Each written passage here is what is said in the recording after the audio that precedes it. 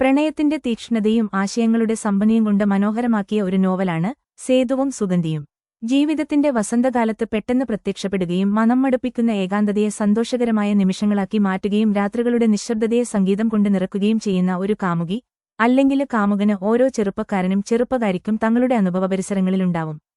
ജീവിതത്തിലെ എവിടെയൊക്കെയോ വെച്ചുവിരിയുകയും ഒരു ആയുസ് മുഴുവന് പൂത്തുനിൽക്കുകയും ചെയ്യുന്ന പ്രണയമെന്ന ദിവ്യാനുഭൂതിയെ അപ്പോഴെല്ലാം അവര് മറ്റൊരാളിലൂടെ തിരിച്ചറിയും.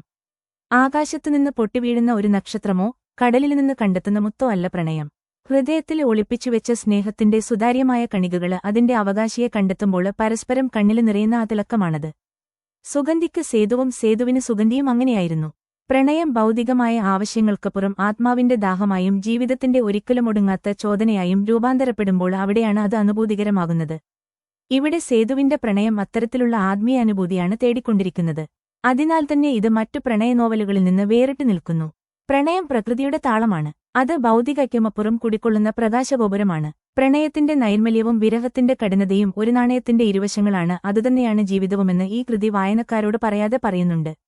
രതീഷ് കണ്ണമ്പ്രയാണ് ഇതിന്റെ രചയിതാവ്. ഭൂമിക ബുക്സാണ് പ്രസാധകർ. വില 230 രൂപ. കോപ്പികൾ ആവശ്യമുള്ളവർ താഴെ കാണുന്ന നമ്പറിൽ ബന്ധപ്പെടുക.